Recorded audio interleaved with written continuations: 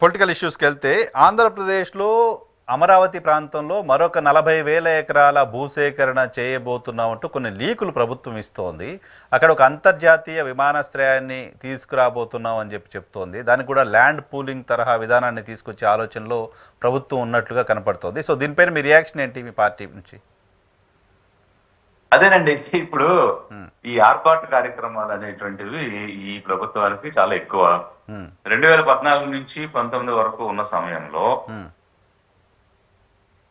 అంటే ఒక కాంక్రీట్ గా అవుట్పుట్ ఓరియంటెడ్ గా ఈ పని చేద్దాం, ఈ ఫలితం వస్తుంది అనేటువంటి ఆలోచన విధానం కాకుండా కేవలం ఈవెంట్స్ మేనేజ్ చేయటం, గ్రాఫిక్స్ చూపించడం, హైప్ క్రియేట్ చేయటం తప్ప 5 సంవత్సరాలు ఏమీ చేయలేదని ప్రజలు గమనించారు. ఆ టైంలో ఏమిటి ఈవెంట్స్ అన్ని ముందు ఏమన్నారు, రాష్ట్రం విడదీసింది కాబట్టి కాంగ్రెస్ చేసింది ఈ పని అని మనం నిర్మాణం చేయాలి, కొత్తగా రాష్ట్రం నవ నిర్మాణ దీక్ష అని దానికి పేరు పెట్టారు.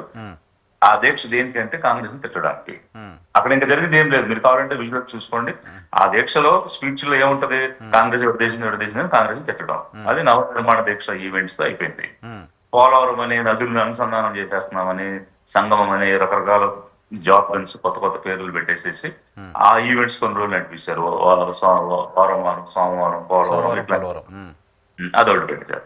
ఇక నెక్స్ట్ ఏం చేశారు, లాస్ట్ కి ఇప్పుడు స్పెషల్ కేటగిరీ స్టేటస్ అని బీజేపీ ఫైట్ చేసి కాంగ్రెస్ మామూలుగా ఏదో ఈ విభజన చట్టం పెట్టి ఈ కొత్త రాష్ట్రానికి ఇవి ఉంటాయి, కొత్తగా వచ్చే రాష్ట్రానికి ఇవి, పాత రాష్ట్రానికి ఇవి అని కొన్ని బ్యాలెన్స్డ్ గా కొన్ని అంశాలు పెట్టారు. అంటే సెంట్రల్ యూనివర్సిటీ కానీ, లేకపోతే జోన్, న్యూ రైల్వే జోన్ కానీ, కడపలో స్టీల్ ప్లాంట్ కానీ, దుగ్గరాజపట్నం పోర్టు కానీ, ఇట్లా అనేక రకం స్పెషల్ ఇవన్నీ చేస్తే నో స్పెషల్ కేటగిరీ స్టేటస్ ఇవ్వాలి అనేటువంటి దాన్ని వీళ్ళు తీసుకొచ్చారు. తీసుకొస్తే చట్టంలో పెట్టలేదు, కానీ ఆ రోజు చట్టం అది ఇంకా అమలు చేసేయాల్సిన పరిస్థితి వచ్చేసింది కాబట్టి floor of the Parliament House, the Honorable Prime Minister has announced 5 years special category status. Exactly. So the very BJP MPs now, after he became Vice President, he demanded for 10 years. 5 సంవత్సరాలు ఏం వస్తుంది, ఏం పోద్దని 10 years అడిగాడు. The floor of Rajya Sabha. On the floor of the House. Then they agreed. So అలాంటి situation లో government మారింది. ఎవరైతే demand చేశారో వాళ్ళు అధికారంలోకి వచ్చారు.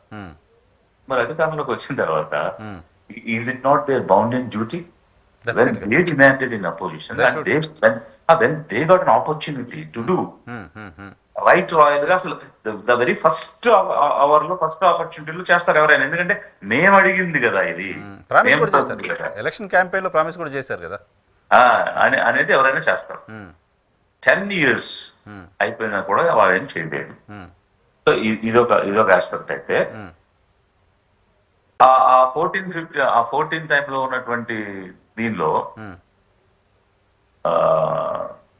ఏం జరిగింది, బీజేపీ వాళ్ళు సపోర్ట్ చేయట్లేదని ఆయన బయటకు వచ్చారు, ఇచ్చిన మాట నిలబెట్టుకోలేదని వచ్చి ధర్మ పోరాట దీక్ష అని మొదలు పెట్టారు. అది దేనికంటే బీజేపీని తిట్టడానికి, నవ నిర్మాణ దీక్షలో కాంగ్రెస్ ని తిట్టడం. ఇప్పుడు కొత్తగా బీజేపీతో ఎనిమిటీ వచ్చింది కాబట్టి బీజేపీని తిట్టడానికి దానికి పేరు పెట్టారు.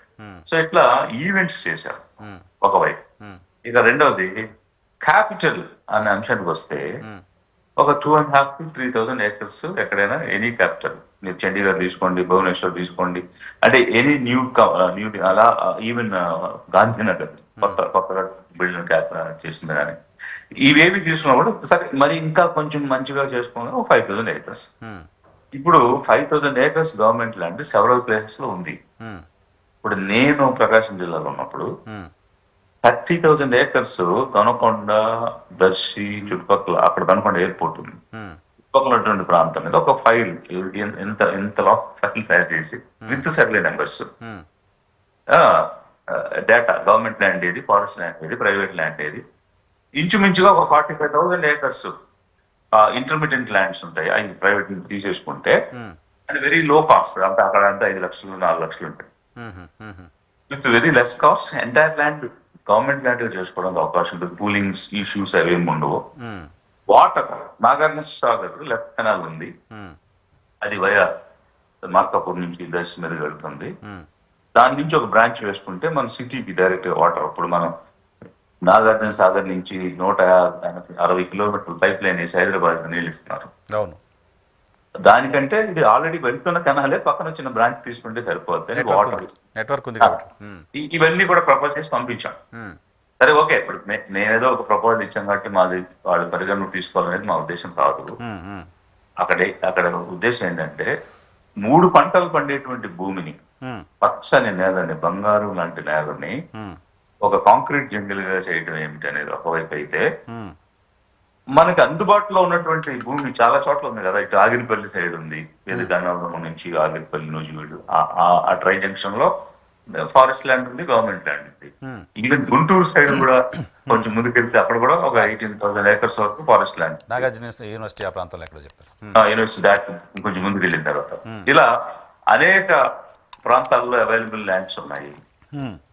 లేదు రాయలసీమ కోస్తా అందరికీ సెంటర్ లో కావాలంటే శివరామకృష్ణ కమిటీ వినుకొండ దొనకొండ మధ్యన ఉన్నటువంటి ఏరియాని తీసుకోండి. ఒకవైపు మార్టూరు, ఒకవైపు వినుకొండ, ఇంకోవైపు దొనకొండ. అదైతే బాగుంటుంది ఆ జంక్షన్ అని వారు ఇచ్చినప్పుడు ఉన్నాయి. ఇవేమీ కాకుండా పచ్చని నేలను తీసుకున్నారు. 3 పంటలు పండే భూమి చాలా అరుదుగా ఉంది, చాలా పచ్చడి అండి చూసుంటారు. 365 రోజులు పచ్చగా పంటలు పండే ప్రాంతం కదా తీసుకున్నారు. దాదాపు 80-90 రకాల పంటలు పండుతాయంట. సో మరి తీసుకున్నప్పుడు దాన్ని డెవలప్ చేసేది అదో రకంగా ఉండేది. కూలింగ్ అని ఇప్పుడు ఈ రోజుకి కూడా ఆ ల్యాండ్ ఓనర్స్ ఎవరైతే ఉన్నారో వాళ్ళు సఫర్ అవుతూనే ఉన్నారు కదా. ఒక పక్క పంట పెట్టిపోయారు, ఇంకో పక్క టైంకి వాళ్ళకి ఇచ్చిన ఆన్రోలింగ్ రాదు, చాలా ఇబ్బందులు పడుతున్నది ఒకవైపు అయితే. ఒక్కసారి ఇప్పుడు 10 సంవత్సరాల నుంచి వాళ్ళు పేమెంట్ చేస్తా వచ్చారు, 10 కాకపోతే కొన్ని 7 సంవత్సరాల నుంచి. ఆ పేమెంట్ చేసిన దానికి ల్యాండ్ ఎక్విజిషన్ కాస్ట్ కి ఎంత డిఫరెన్స్ ఉంటుందో కూడా చూస్తే అది ఒక కాస్ట్ ఎకనామిక్స్ కాదా. డెఫినెట్ గా ఏదో ఒక రోజు సిఏజీ నుంచి స్ట్రక్చర్స్ వస్తాయి వాళ్ళు ఆడిట్ చేసినప్పుడు. కూలింగ్ అని చెప్పి తీసుకుని ఇన్ని సంవత్సరాలు ఎంత పే చేశారు, మళ్ళీ తిరిగి ఎంత భూమి ఇచ్చారు, దానికన్నా ఎక్వైర్ చేసి ఉంటే కాస్ట్ ఎఫెక్టివ్ గా అయిపోయింది కదా అనేటువంటి ఒక లాజికల్ ఆడిట్ పారాస్ కూడా వచ్చే అవకాశం ఉంటుంది. ఇటు రైతులను బాధ పెట్టి అటు రాష్ట్రానికి క్యాపిటల్ ప్రాపర్ గా లేకుండా చేయటం జరిగిన అనుభవం తమ వెనక పెట్టుకుని మళ్ళీ 40,000 ఎకరాలంటే అది ఎంత హాస్యాస్పద